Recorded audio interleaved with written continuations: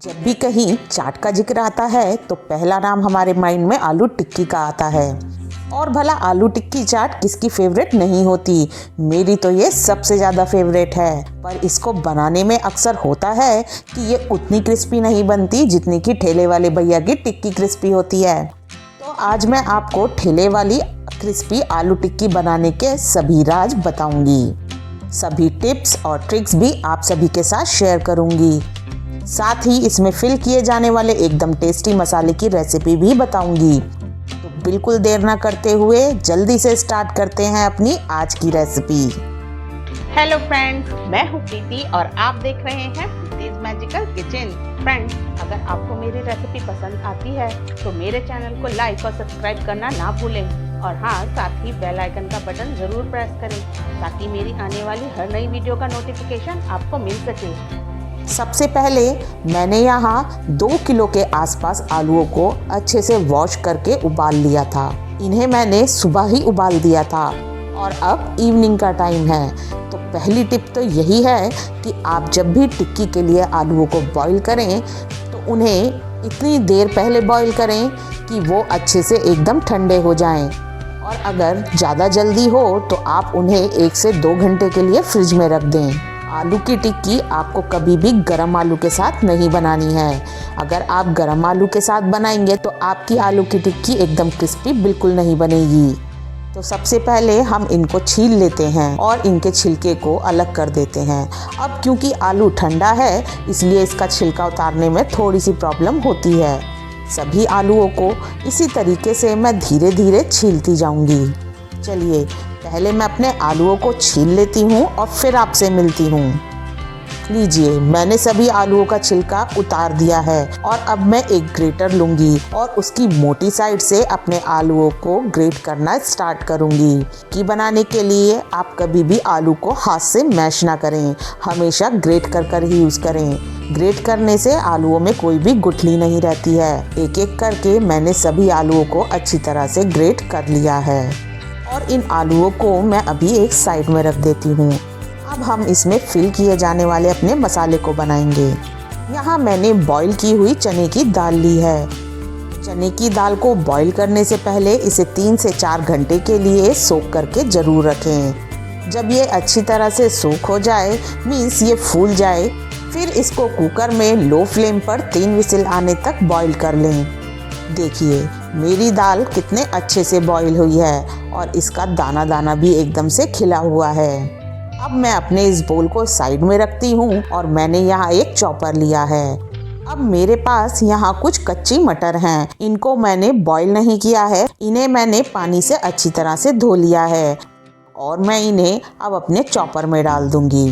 अब मेरे पास ये कुछ अदरक है जिसे मैंने अच्छे से वॉश कर छील लिया है। आप सोच रहे होंगे कि मैंने अदरक कुछ ज़्यादा ही क्वांटिटी में लिया है, पर टिक्की में अदरक का एक अलग ही टेस्ट होता है और इसे थोड़ा सा ज़्यादा क्वांटिटी में डालना चाहिए।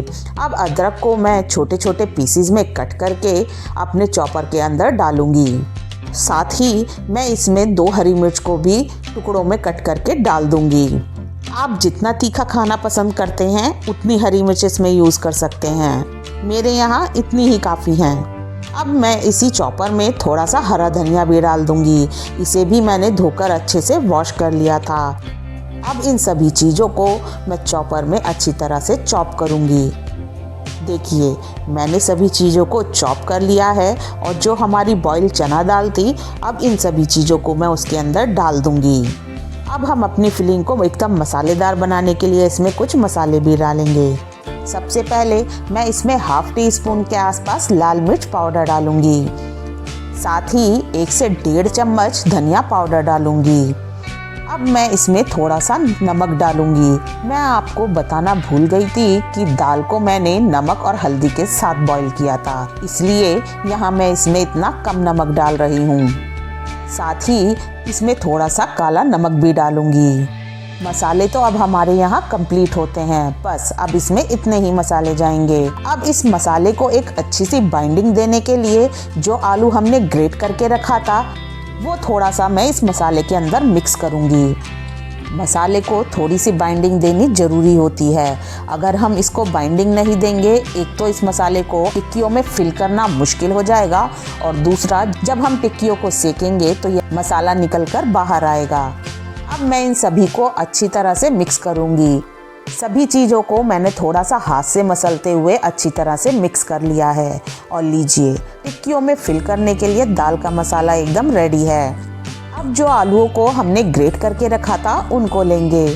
अब मैं इसमें 4 बड़े चम्मच भरकर कॉर्नफ्लावर डालूंगी। आप सोच रहे होंगे कि ये इतना ज़्यादा कॉर्नफ्लावर है, लेकिन हमारे आलू भी तो ज़्यादा हैं, इसीलिए मैंने 4 चम्मच भरकर कॉर्नफ्लावर डाला है। मार्केट वाले हमेशा टिक्कियों को क्रिस्पी करने के लिए कॉर्नफ्लावर का यूज़ करते हैं और आलू टिक्की का टेस्ट भी इसी के साथ आता है।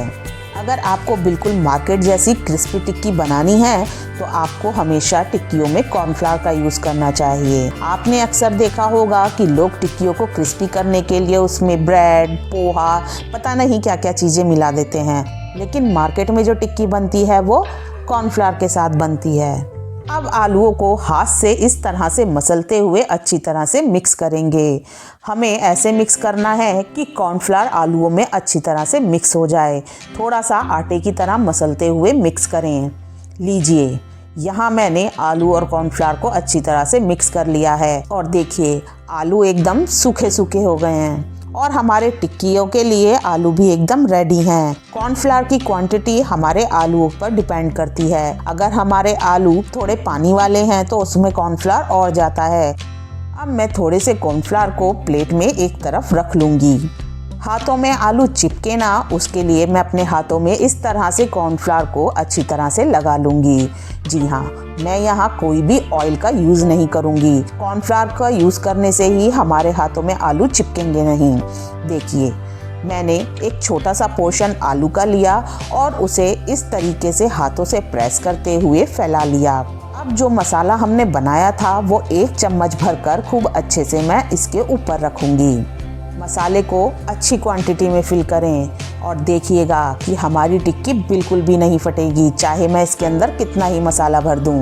अब साइड से जो हमारा मसाला है उसे आलूओं से इस तरह से कवर करेंगे और बिल्कुल जैसे हम कचौरियों को सील करते हैं उसी तरीके से हम अपनी टिक्की को भी सील करेंगे। देखिए, हाथों से इस तरह से लड्डुओं की तरह घुमाते हुए इसे अच्छे से बंद कर देंगे। इससे हमारे आलू आपस में अच्छी तरह चिपक जाएंगे और मसाला बिल्कुल बाहर नहीं आएगा। हाथ पर रखकर उंगलियों से थोड़ा सा दबाकर इसे टिक्की का शेप दे देंगे। अब हम अपनी टिक्की पर थोड़े से सूखे कॉर्नफ्लावर को अच्छी तरह से लपेट देंगे। कॉर्नफ्लावर लपेटने से हमारी टिक्कियाँ आपस में एक दूसरे से चिपकेंगी नहीं। जितना भी एक्स्ट्रा कॉर्नफ्लावर है उसे हम निकाल देंगे। लीजिए, हमारी एक टिक्की बनकर बिल्कुल तैयार है। उसे मैं यहीं साइड में प्लेट में रख लेती हूँ। इसी तरह से मैं आपको एक और टिक्की बनाकर दिखाती हूँ। देखिए, थोड़ा सा आलूओं का पोर्शन लिया। अगर हाथ में आलू चिपकते हैं, थोड़ा सा हाथों पर कॉर्नफ्लावर लगाएं और फिर अपनी टिक्की को बनाना स्टार्ट करें। एक अच्छी क्वांटिटी में मसाले को फिल करें ताकि टिक्की का टेस्ट अच्छा आए। किनारों से इस तरीके से मसाले को कवर करते हुए टिक्की को सील करें। हाथों से रोल करते हुए इस तरीके से उंगलियों से दबाकर उसे थोड़ा सा फ्लैट कर दें। सूखे कॉर्नफ्लावर से डस्ट करें और एक्स्ट्रा कॉर्नफ्लावर को इस तरीके से झाड़ दें।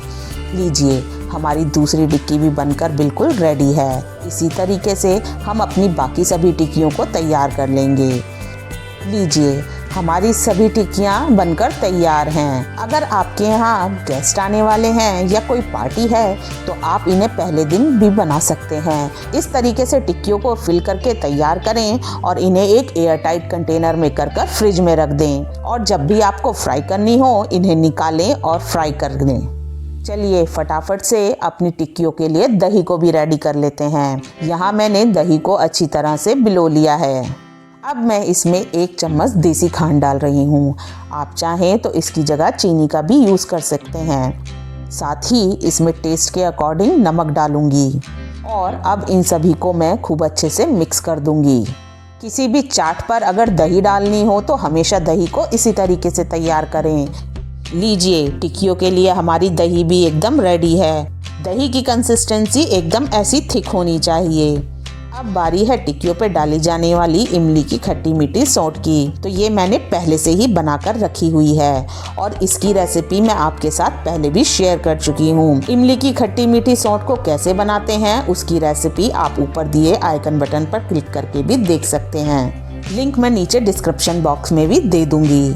चलिए अब हम अपनी टिक्कियों को फ्राई करते हैं। टिक्कियों को फ्राई करने के लिए मैंने एक पैन में थोड़ा सा ऑयल गर्म होने के लिए रख दिया है। ऑयल को मैं पहले अच्छे से तेज गर्म होने दूंगी और अब इसमें एक एक कर अपनी टिक्कियों को डालूंगी। पहले मैं यहाँ सिर्फ 4 टिक्कियाँ ही फ्राई कर रही हूँ। एक बार में उतनी ही टिक्की डालें जितनी की पैन में आ जाएं और हम उन्हें अच्छे से सेक सकें। अब टिक्कियों को पहले एक तरफ से अच्छी तरह से सिकने देंगे। यहाँ हमें गैस की फ्लेम को मीडियम ही रखना है। टिक्कियों को हमें लो फ्लेम पर बिल्कुल फ्राई नहीं करना है। एक साइड से टिक्कियाँ सिक चुकी हैं, अब मैं इन्हें आराम से पलट दूंगी और दूसरी साइड से भी इन्हें मैं थोड़ा सा पकने दूंगी। 1 से 2 मिनट में ही ये नीचे से भी अच्छी तरह पक गई हैं। अब मार्केट में टिक्कियों को सेकने की एक खास ट्रिक होती है। जब टिक्कियाँ इस तरीके से हल्की सी सिक जाती हैं तो उनको थोड़ा सा दबा दिया जाता है। मैं भी टिक्कियों को पलटे की मदद से इस तरह से दबा दूंगी ताकि ये अंदर तक सिकें और एकदम क्रिस्पी करारी बने। अगर टिक्कियों को ऐसे दबाएंगे नहीं तो टिक्कियों का आलू अंदर से कच्चा निकलेगा। टिक्कियों को एकदम क्रिस्पी बनाने के लिए इस तरीके से दबाना बहुत ज़रूरी होता है। और आपने नोटिस भी किया होगा कि मार्केट वाले भी पहले टिक्कियों को हाफ फ्राई करके रखते हैं और जब भी कोई टिक्की का ऑर्डर आता है तो वो उसको तेज़ आंच पर इस तरीके से दबाकर अच्छे से सेकते हैं। चलिए मैंने भी अपनी टिक्कियों को दबा दिया है और अब इन्हें गोल्डन ब्राउन होने तक सिकने देते हैं। जब एक साइड से सिक जाए तो टिक्कियों को इस तरीके से पलट दें। इसी तरह से उलटते पलटते हम टिक्कियों को क्रिस्पी होने तक सेक लेंगे और हमारी टिक्कियाँ भी एकदम क्रिस्पी हो चुकी हैं। और देखिए कितना सुंदर गोल्डन कलर आया है। देखने से ही पता चल रहा है कि एकदम क्रिस्पी हैं। अब मैं इन्हें एक प्लेट में निकाल लूँगी और देखिए इसके टेक्सचर से ही हमें पता चल रहा है कि टिक्की कितनी करारी है। टिक्की कितनी क्रिस्पी बनी है इसका अंदाज़ा तो आप मेरे टिक्कियों को तोड़ने से ही लगा सकते हैं। मार्केट वाली फीलिंग लाने के लिए आज मैं टिक्कियों को दोनों में ही सर्व कर रही हूँ। टिक्की देर तक क्रिस्पी और करारी बने रहें इसलिए मैंने टिक्कियों को इस तरीके से तोड़ा है। अब मैं इन पर सबसे पहले इस तरह से थोड़ी थोड़ी सी दही डालूंगी। दही को हमें ज़्यादा एकदम भरकर नहीं डालना है, पहले हम सिर्फ इतनी ही दही डालेंगे। आप चाहें तो दही वाली टिक्की ना बनाकर छोलों के साथ भी इन्हें सर्व कर सकते हैं। छोले के साथ भी टिक्कियों का एक अलग ही मज़ा है। अब मैं इनके ऊपर थोड़ा सा लाल मिर्च पाउडर डालूंगी ताकि हमारी चाट खाने में एकदम तीखी और चटपटी लगे। मिर्च आप जितना चाहें उतना डाल के खा सकते हैं। अब मैं टिक्कियों के ऊपर भुना हुआ धनिया पाउडर डालूंगी। ये मार्केट वालों का एक सीक्रेट होता है जिसे वो अपना सीक्रेट मसाला कहकर डालते हैं। देखिए अभी तो टिक्कियाँ पूरी तरह से तैयार भी नहीं हुई हैं और मेरे तो मुंह में पानी आने लगा है। अब मैं इसके ऊपर इमली की खट्टी मीठी सौंठ डालूंगी और एक बार फिर से थोड़ी सी दही डालूंगी और लास्ट में इसके ऊपर अपनी हरी चटनी डालूंगी। हरी चटनी की भी कई सारी रेसिपी मैं अपने चैनल पर पहले भी बता चुकी हूँ। लिंक मैं आपको डिस्क्रिप्शन बॉक्स में दे दूंगी, आप वहाँ जाकर हरी चटनी की रेसिपी भी देख सकते हैं। लीजिए तैयार है हमारी एकदम मार्केट वाली क्रिस्पी करारी तीखी चटपटी आलू टिक्की चाट। इन्हें बनाने में कोई इतनी ज़्यादा मेहनत नहीं होती है, देखने में ही इतनी टेस्टी है कि मुझसे वेट नहीं हो रहा है। ये इतनी टेस्टी और क्रिस्पी बनी कि मार्केट वाली टिक्कियाँ भी इनके आगे फेल हो गई। मेरी बताई रेसिपी से आप भी एक बार आलू टिक्की बनाना जरूर ट्राई करें। फ्रेंड्स आज मैंने आपके साथ मार्केट स्टाइल आलू टिक्की बनाने के सभी टिप्स और ट्रिक्स शेयर किए हैं। फ्रेंड्स अगर आपको मेरी ये रेसिपी पसंद आई हो तो आप मेरी रेसिपी को लाइक शेयर और मेरे चैनल को सब्सक्राइब करना बिल्कुल ना भूलें। और आज की आपको मेरी ये रेसिपी कैसी लगी मुझे कमेंट बॉक्स में कमेंट करके ज़रूर बताएं। तो जल्दी ही मिलती हूँ एक नई रेसिपी के साथ। Till then bye bye.